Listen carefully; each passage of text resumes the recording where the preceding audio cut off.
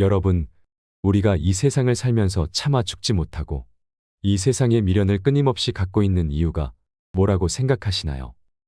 그 이유 중에 하나는 욕심 때문에 그렇습니다. 그렇다면 우리가 마음에서 욕심을 놓으면 무슨 일이 일어날까요? 삶도 행복하게 살 수 있고 죽음도 행복하게 받아들일 수가 있습니다. 연구에 따르면 우리가 쓰고 있는 살림살이의 70%는 손도 한 번 안 된다고 합니다. 여러분들이 지금 쓰고 있는 살림살이 중에서 생전에 쓰는 게 30%밖에 안 된다는 것입니다. 잘 생각해보면 우리가 사서 집으로 싸가지고 들고 온 물건을 쓰기는커녕 버리지도 못하고 평생을 이사갈 때마다 들고 다니는 경우가 있지 않나요? 한 번도 쓰지도 않을 걸 우리는 악착같이 이고지고 살고 있는 것입니다. 바꿔 말하면 우리가 인생을 좀 홀가분하게 살아갈 필요가 있는데 너무 많은 걸 쥐고 살아가기 때문에 인생이 힘든 것일 수도 있습니다. 버릴 건 버리고 가져갈 것만 가져가야 되는데 다 가져가려고 하다 보니 인생이 힘들고 무거워지는 것입니다. 우리가 쓰고 있는 핸드폰의 70%는 기능도 모르고 쓴다고 합니다. 내가 이걸로 정보를 검색하는 것도 모르고 텔레비전을 보는 것도 모르고 인터넷을 하는 것도 모르고 이메일을 하는 것도 아무것도 모르고 문자만 그저 주고받는데도 100만 원짜리 휴대폰을 쓰는 사람이 많다고 합니다.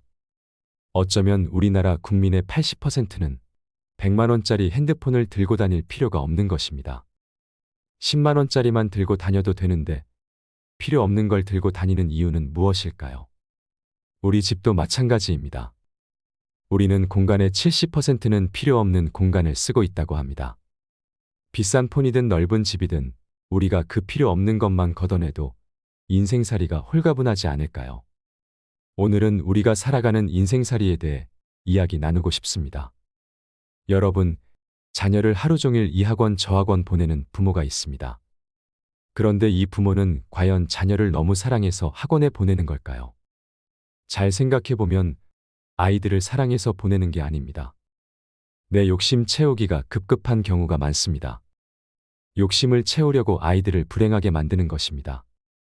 아이들을 이 학원 저 학원에 끌고 다니는 게 사랑이 아닙니다. 애들은 엄마 아빠가 같이 놀아만 주어도 아이들은 행복합니다. 저도 인생을 살면서 욕심이 참 많았습니다. 주머니에 돈 한 푼도 없었을 때가 있었습니다. 그런데 이것도 하고 싶고 저것도 하고 싶고 욕심을 피우다 보니까 제 인생 자체가 너무 힘들었습니다. 그래서 아무것도 욕심을 안 부리기 시작했습니다. 아무것도 안 하고 학교 열심히 다니고 일 열심히 하고 열심히 운동하고 이런 것만 하니까 어느 순간 사는 게 너무너무 즐거워졌습니다. 삐까번쩍한 집 한 채를 지어서 살아야지. 대단한 일을 이뤄내야지. 큰 소리 뻥뻥 칠 때는 인생이 힘들기만 했습니다. 여러분, 우리가 인생을 살면서 가장 무서운 단어가 뭔지 아시나요? 확장 이전입니다. 만약 내가 25평에 산다고 가정해 볼까요? 25평이면 고래 등짝에서 사는 겁니다. 우리 조상들은 학고방에서 살았습니다. 옛날에 그 토담집에 들어가 보신 적이 있나요? 토담집에 들어가서 고개를 들면 머리가 닿습니다. 그리고 방 안에 4~5명이 앉으면 엉덩이 들이밀 데가 없을 정도의 공간입니다. 거기에 그때는 자식을 7~8명 낳은 집도 많았습니다. 방 안 한가득 자식 새끼를 낳았다는 말도 있지요. 그만한 방에서도 그렇게 살았던 것입니다. 그에 비하면 지금 25평이면 얼마나 넓은 데서 사는 건가요? 그런데 누가 50평짜리 아파트 산 친구가 집들이를 한다고 해서 가보니까 우리 집 25평이 그 집 화장실에 들어가게 생긴 거예요. 거기다가 친구가 자랑을 합니다. 5억 주고 샀는데 8억으로 뛰었다고 말이죠. 이 사람은 3억에 25평에 살아도 충분한데 갑자기 확장 이전에 욕심이 듭니다. 나도 2억 대출 받아서 50평으로 확장 이전을 해야 되겠다. 그래서 대출을 받아서 확장 이전을 했습니다. 그래서 앞으로 나는 떵떵거리면서 살고 행복할 줄 알았더니 이상하게 그날부터 너무 인생이 힘들어집니다. 왜냐하면 25평에서는 25인치 TV가 볼만했는데 50평에 25인치를 갖다 놓으니 볼품이 없습니다. 그래서 TV도 확장을 해야 할 것 같습니다. 잘 쓰던 냉장고도 25평에서는 괜찮았는데 50평에 갖다 놓으니까 쓰레기통 같아 보입니다. 또 25평에서 살 때는 아반떼 타고 다녀도 하나도 안 창피했습니다.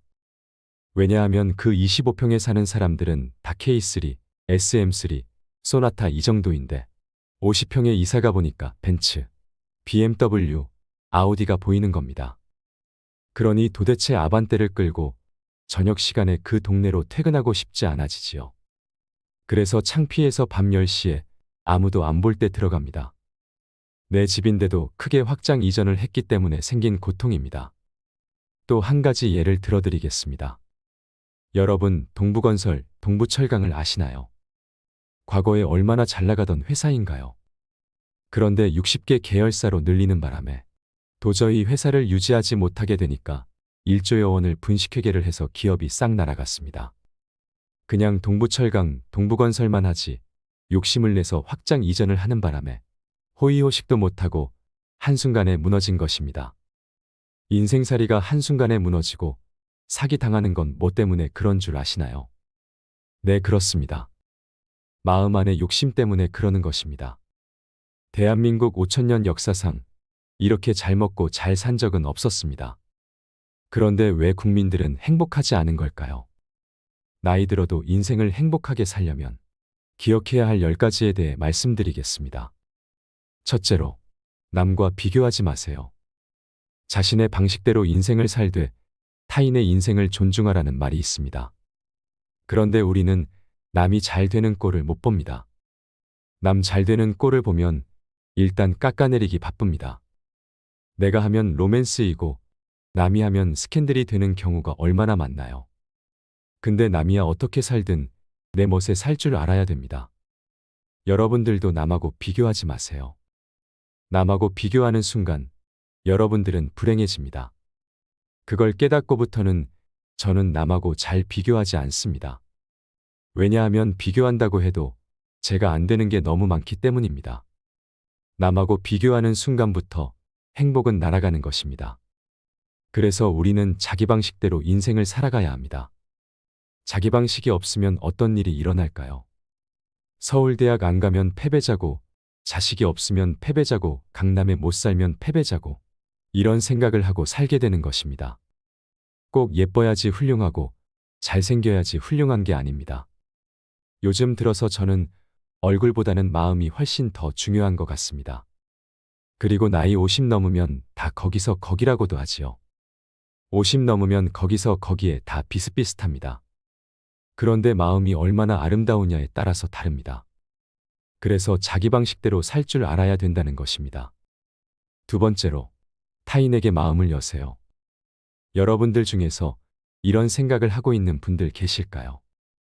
인생을 살아가면서 상처를 많이 받은 분들 중에서는 아무도 사랑하지 않을 거야, 나는 주지도 않고 받지도 않을 거야 하는 분들이 있습니다. 내가 인생 살아보니까 인간들 이게 쓸데가 못 돼.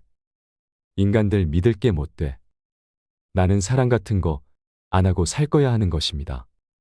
제가 나이를 먹으면서 사람을 만나는 게 뭘까 생각을 많이 합니다. 사람을 만나는 일이 참 즐겁고 신나기만 한다면 얼마나 좋을까 합니다. 그러기 위해서는 한 가지가 필요합니다. 타인에게 마음을 열어라입니다. 그럴 때 삶이 풍요로워지는 것입니다. 인간관계가 깊어지고 삶이 풍요로워지기 위해서는 다른 사람들에게 마음을 열고 친절하게 대해야 됩니다. 하루는 제가 모임에 나가서 밥을 먹으러 들어가면서 문을 열어줬는데 한 20명 정도가 제가 문을 열어주니까 계속 그냥 들어오더라고요. 이게 우리의 모습입니다. 서양에는 앞사람이 문을 열어주면 뒷사람이 무조건 문을 잡아줍니다. 그리고 그 뒤에 오는 사람이 또 잡아주지요. 그런데 우리는 누군가 문을 잡아주면 고맙다는 말은 제쳐두고 그냥 제 갈 길을 갑니다. 얼마나 타인에 대한 배려가 없는지 모릅니다. 다른 사람을 배려해주고 염려해주는 걸 우리는 지금 너무 잊고 사는 것은 아닐까요? 참 이기적인 지금의 대한민국의 모습이 안타까울 뿐입니다. 우리는 그동안 돈, 1등, 1등만 추구했기 때문에 그렇습니다. 이제부터라도 우리는 더 소중한 것을 위할 줄 아는 안목을 길러야 합니다. 세 번째로, 고요히 전진하세요. 우리가 인생을 살면서 한 가지의 목표를 정하면 계속해야 합니다. 뜻이 있는 곳에 길이 있다고 합니다.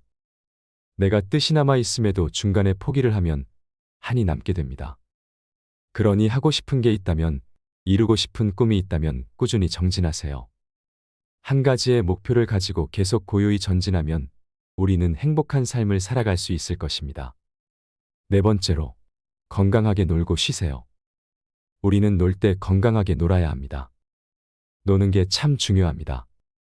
노는 게 하나도 안 중요할 것 같나요? 노는 건 돈 있는 사람들의 사치인 것만 같나요? 아닙니다. 니마 그 강을 건너지 마오라는 영화를 보신 적이 있나요? 그 다큐멘터리에 나온 할머니 할아버지가 돈이 많던가요, 적던가요? 그분들은 돈이 많은 분들이 아닙니다. 그런데 정말 행복해 보입니다.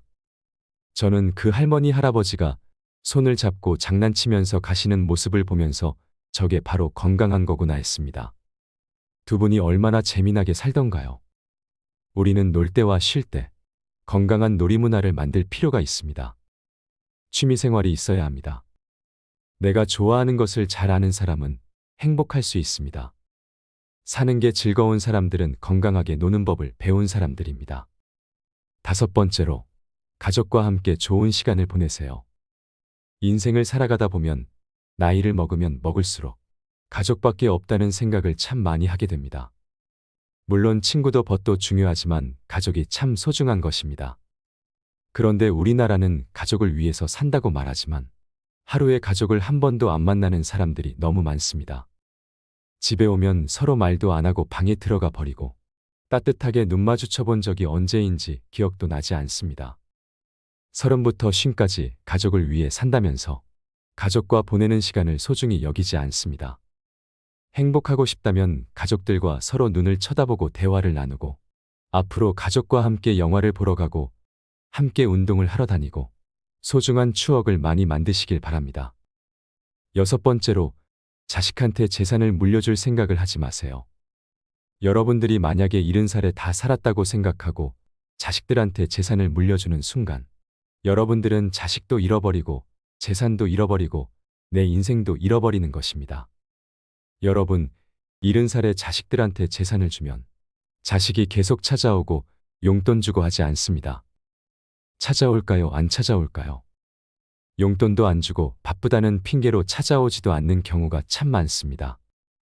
그래서 10월 2일 날 노인의 날에 무슨 법이 발효가 됐냐면 불효자 방지법이 발의가 됐습니다. 불효자 방지법을 들어보셨나요? 불효자 방지법이 뭐냐면 내가 재산을 다 주고 집도 줬는데 자식이 용돈도 안 주고 찾아오지도 않으면 내가 준 재산, 내가 준 집을 다시 찾아올 수 있는 법입니다.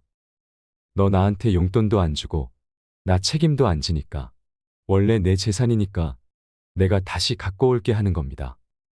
그런데 70살이 넘어서 법원에 다시 준 재산을 찾아오겠다고 법원에 소송을 걸 수 있는 할머니, 할아버지들이 몇 명이나 될까요? 그냥 참고 사는 겁니다. 속은 새까맣게 타들어가는데 참고 사는 것입니다. 그러니까 70살 넘은 많은 부모들이 하소연을 합니다. 제가 자식들한테 재산도 주고 탈탈 털어 모든 것을 다 줬는데 자식들이 박사의 사업도 하고 잘 사는데 나를 찾아오지도 않는다고 말합니다. 그런 분들이 많습니다. 제가 자식을 어떻게 키워서 어떻게 성공시키고 어떻게 재산을 물려줬는데 어떻게 나한테 이럴 수가 있느냐고 그렇게 구구절절 말씀하시는 분들이 많습니다. 85살 된 어느 할머니의 이야기를 들려드리겠습니다. 70살에 아들이 그러더랍니다. 어머니, 저 이제 어머니 어차피 모셔야 되고 어머니도 이제 저하고 같이 살아야 되지 않느냐. 그러니까 나한테 5천만 원이 있고 어머니께서 3억이 있는데 그 돈을 나한테 주면 제가 아파트를 분양받아서 어머니를 잘 모시고 살겠다고. 자기는 5천만 원 투자하고 엄마는 3억 투자하고 그 대신 자기가 모시고 살겠다고 말입니다. 따지고 보면 자기가 들어가서 사는 건데 말은 자기가 모시고 산다고 말하더랍니다. 그런데 이 할머니가 이런 생각이 들었답니다. 내가 살면 얼마나 살겠나. 아들이 아파트 얻겠다는데. 그래서 그 3억을 주고 들어가서 살기 시작했다고 합니다. 여러분, 나이 먹고 자식이 내 집에 들어와서 사는 거랑 내가 자식 집에 들어가서 사는 건 하늘과 땅 차이입니다. 만약에 자식이 들어와서 사는데 마음에 안 들면 자식 보고 나가라고 그러면 되지만, 만약에 내가 자식하고 같이 살겠다고 합쳤는데 자식이 너무 마음에 안 들고 며느리가 너무 마음에 안 들어도 자식 보고 나가라고 말도 못합니다. 그리고 대개 80세 정도 된 분들은 며느리가 몇 살쯤 되냐면 60살쯤 됩니다. 60살쯤 되는 며느리는 예전처럼 무조건 참지 않습니다. 그럼 누가 나가야 될까요? 답답한 80살짜리가 짐 싸들고 나가야 됩니다. 80살짜리가 나가는 상황이 오는 것입니다. 이게 현실입니다. 제가 며칠 전에도 들은 얘기입니다. 6억을 들고 할머니가 아들 집으로 들어갔다고 합니다. 6억을 들고 들어가든 60억을 들고 들어가든 그건 아무 상관이 없습니다. 자식 집에 들어가서 사느냐 안 사느냐, 그게 중요한 것입니다. 그런데 6억을 들고 들어갔는데 냉장고에 있는 사과도 마음대로 못 먹겠더라는 겁니다. 왜냐하면 이거 혹시 며느리가 손자 주려고 갖다 놓은 거 아닌가 생각이 드는 것입니다. 그래서 전화를 했다고 합니다. 얘야, 나 이거 먹어도 되느냐고 말이죠. 그렇게 살 필요가 있을까요?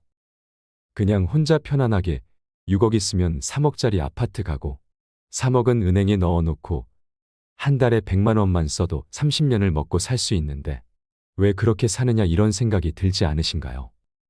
여러분, 인생의 주인공은 누구냐면 바로 여러분들입니다.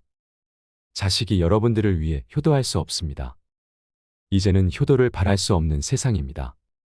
효도는 할 수도 없고 받아 먹을 수도 없는 세상이라고 마음을 단단히 먹으셔야 합니다. 우리가 110살까지 산다고 생각을 해보십시오.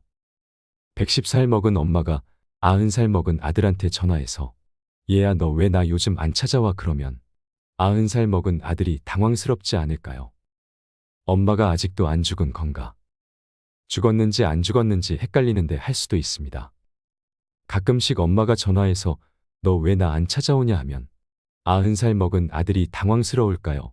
안 당황스러울까요? 당황합니다.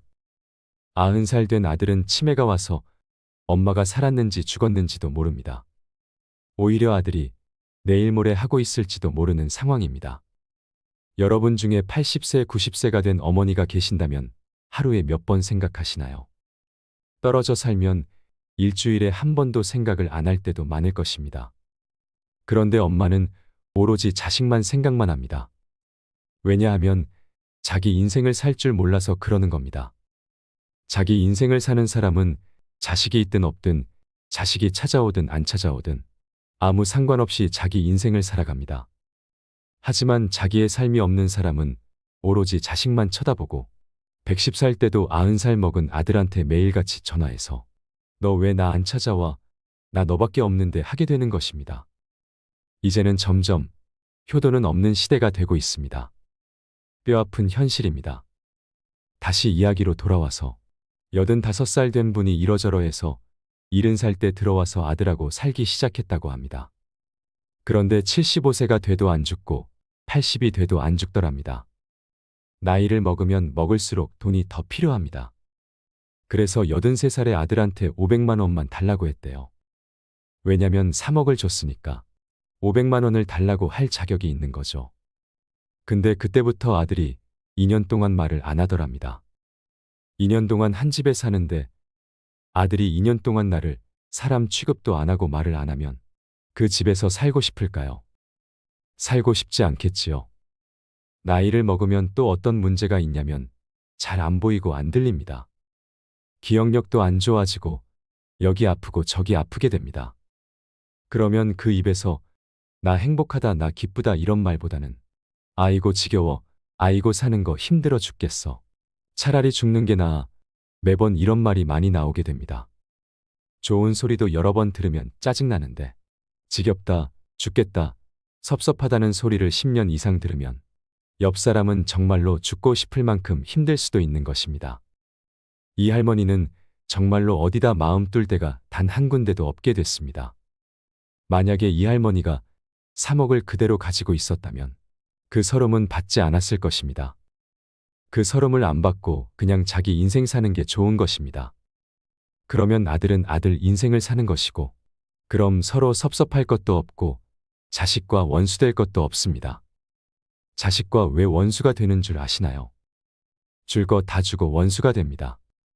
그러니까 자식한테 돈을 주는 게 아닙니다.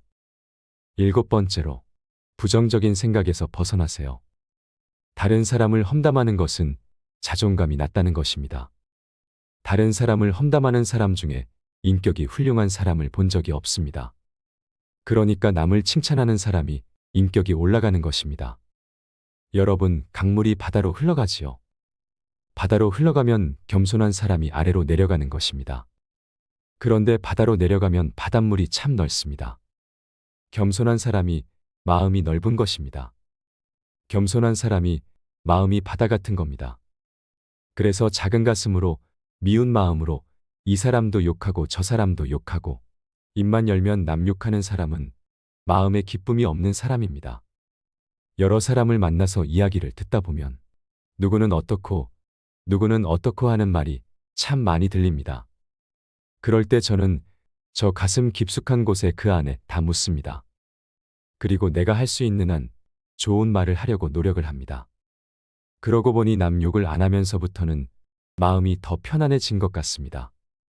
남을 험담하는 건 결코 잘난 일이 아니라는 것을 기억하셨으면 좋겠습니다. 8번째로, 나이 들수록 좋은 습관을 만들어야 합니다. 70세는 노화의 갈림길이라고 합니다. 70대에게 가장 중요한 것은 신체 기능도 뇌 기능도 최대한 그대로 유지하는 것입니다. 노화를 늦추는 방법을 알아야 합니다. 그러기 위해서는 현재 갖고 있는 신체의 모든 기능을 계속 사용해야 합니다. 70대의 남은 기능을 의도적으로 계속 사용하면 80대, 90대에 이르러서도 간병인을 부르는 시기를 늦출 수 있습니다. 하나의 예로 햇볕을 쬐는 습관이 사람을 젊게 만듭니다. 적당한 일광욕을 하는 습관도 의욕 저하를 방지하는 데에는 아주 효과적입니다. 사람의 의욕과 밀접한 관계가 있는 뇌속 물질 세로토닌은 빛을 받으면 다량 생성되기 때문입니다.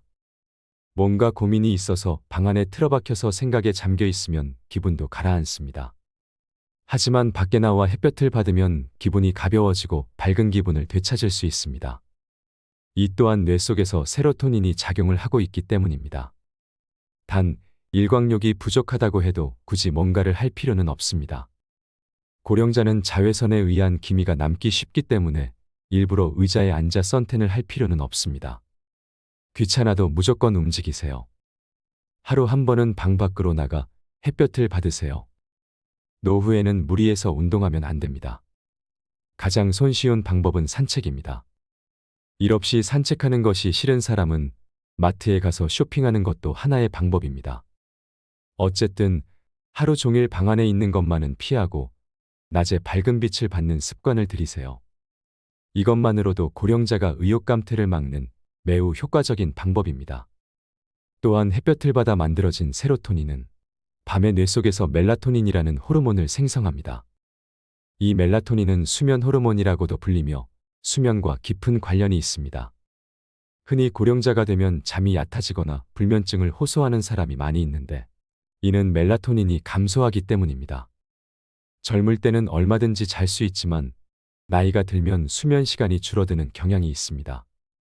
아침 일찍 눈을 뜨게 되는 것도 나이가 들수록 멜라토닌이 줄어들기 때문입니다. 그러나 노화에 따라 멜라토닌이 줄었다고 해도 낮에 햇볕을 쬐어 멜라토닌을 보충할 수 있습니다. 낮에 많은 세로토닌을 만들어두면 밤에 멜라토닌이 생성되기 때문입니다. 멜라토닌이 증가하면 숙면을 취하게 되고 불안감도 없어지며 우울증 예방도 됩니다. 행복하고 건강한 70대, 80대로 살기 위해서는 멜라토닌은 매우 중요한 뇌 호르몬입니다. 새삼스럽게 일광욕 시간을 만들 필요는 없지만 어쨌든 낮 동안 집 밖에 나와 햇볕을 받는 습관만은 만드세요. 나이가 들면 적어도 밖으로 나가는 습관을 줄여서는 절대 안 됩니다.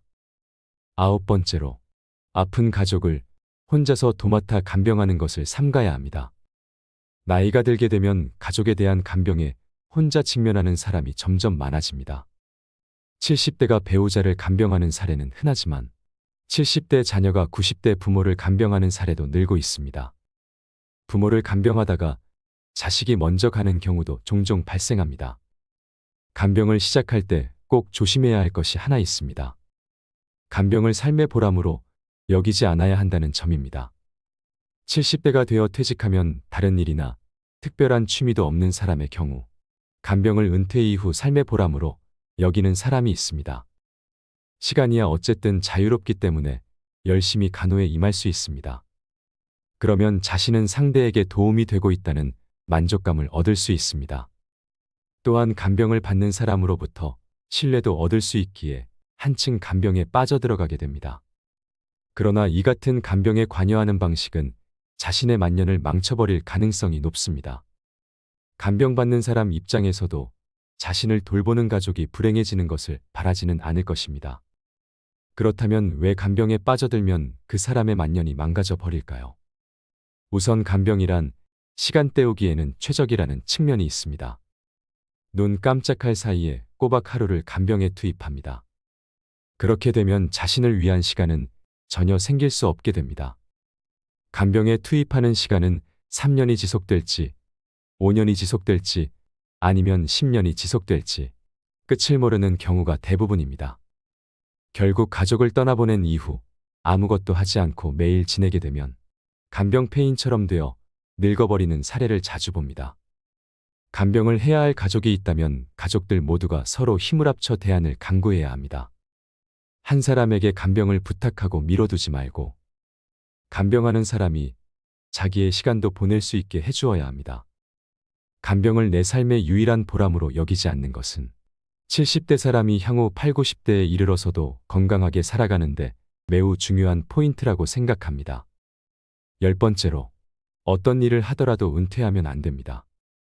어느 순간 단번에 늙는 사람은 전형적으로 은퇴한 직후부터 일체 활동을 그만두는 경우입니다. 지금까지 열심히 일해왔기 때문에 퇴직하면 이제 아무것도 하지 않고 집에서 빈둥빈둥 지내고 싶다고 손꼽아 퇴직하는 날을 기다리는 사람도 있습니다. 그러나 오랫동안 현역으로 일을 하던 사람이 퇴직 후에 무엇을 할지 생각하지도 않고 은퇴하면 단번에 늙어버리는 일이 많습니다. 직장에서 일할 때는 책상 머리에 앉아서 하는 지루한 업무라도 통근하기 때문에 생각보다 몸을 많이 사용하고 있습니다. 그런데 퇴직하고 나서 집에만 틀어박혀 있는 70대, 80대라면 약 1개월 정도만 지나도 운동 기능 가운데 상당 부분이 저하되기 쉽습니다. 뇌 기능 측면에서도 차이가 큽니다. 일하고 있으면 매일 나름대로 지적 활동이나 다른 사람과 의사소통 등의 활동으로 다양한 상황을 접하게 됩니다. 반면 집에서 지내면 평소 뇌 활동이 없어지고 치매 위험도 높아집니다. 특히 전두엽의 노화가 단번에 진행됩니다. 전두엽이란 창조적 능력이나 다른 사람에 대한 공감 능력, 예상치 못한 일에 대처하는 능력에 관여하는 부분입니다. 이 부분이 노화되면 어떤 일에도 의욕이 생기지 않고 활동 자체를 귀찮아하게 됩니다. 운동 기능의 저하와 뇌의 노화가 더욱 가속화될 것입니다. 외형적인 인상에서도 발랄한 느낌을 잃은 기운 없는 노인으로 변모하게 됩니다.